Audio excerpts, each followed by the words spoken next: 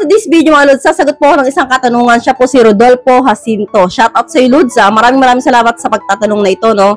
Dahil sa iyo nagkaroon ako ng content.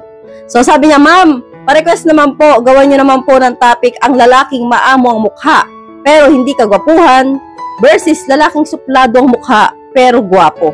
Ano po ang mas preferred ninyong mga babae? Gusto ko lang pong malaman yung sagot. So ano nga bang tipo ng mga lalaki ang mas may dating sa aming mga babae, no? Saan ba kami mas na-attract? Sa lalaking gwapo pero suplado o sa lalaking maamo ang mukha pero hindi gwapo? Karamihan Lods sa mga babae, real talk po tayo, mas na-attract po talaga kami sa gwapong suplado. No, sa amin po, malakas po yung hatak niyan, no? Kahit po ang lalaki ay suplado, basta gwapo yung mga artistahin, no? Maganda yung katawan, maputi yung mukha, patangos yung ilong, basta pogi. Kahit po ang lalaki hindi po mahilig mamansin, no? Dineded na po kami. Kami po mga babae, pag nakita namin yan, laglag ang panty namin. Siyempre, pogi yan eh. Para kayo rin po kami, no? Kapag po kayo nakakita ng mga sexy, naglalabasan ng mga cocomelon, yung mga kaloob-looban dyan, siyempre kayo, humahanga rin kayo. So, ganun din po kami, no? Nagwagwapuhan po kami, isipin namin, ay, pogi naman ito.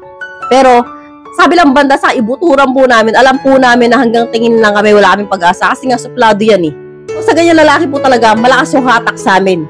So, nagka-crush talaga kami niya kasi nga, pero sa unang tingin lang po yun. Pagkatapos po ng aming paghanga, pangalawa po namin nararamdaman pagkadismaya kasi yung suplado, hindi namamansin. So, ignore kami. So, yung paghanga po na yun, mabilis lang pong nawawala yun kapag po sa ganung mga lalaki. So, ibig sabihin, hanga ako ngayon, pero dismaya ako later. So, yung paghanga po na yun na nararamdaman ko dahil pogi ka, hindi po yung magtatagal. Pero kapag po ang lalaki ay maamo ang mukha, no, pero hindi kagwapuhan, ang mga babae po, Lods, meron ding na-attract sa ganyan. Katulad ko, ako mas na-attract ako sa lalaking mukhang mabait pero hindi gwapo. So, mabait siya sa paningin ko, pero hindi siya pogi, pasado sa akin. Marami rin pong babae, Lods, ang nagugustuhan ng lalaking maamo ang mukha. Kasi po, maganda nga naman po sa lalaking maamo yung mukha, di ba? Pero hindi pogi. Kasi po, madali rin po nai-inlove ang babae sa mga ganyan. So, alin ka ba dito, Rodolfo? Maamo ba mukha mo ng hindi ka gwapuhan? O gwapo ka pero suplado ka? So, sa tanong mo, Lods, mas prepared po talaga namin yung gwapo pero suplado kasi po, mas may thrill po sa amin yun, no? Challenge po sa amin kung mapa-inlove po namin yung ganong klase ng lalaki. Pero sa maamo na hindi ganong kagwapuhan, marami rin po nai-inlove dyan at isa na po ako dyan. Gusto ko talaga sa lalaki yung mabait. Yung maamo yung mukha pero kahit hindi gwapo. Kasi ayoko rin ng masyadong pogi kasi baka marami akong kaagaw.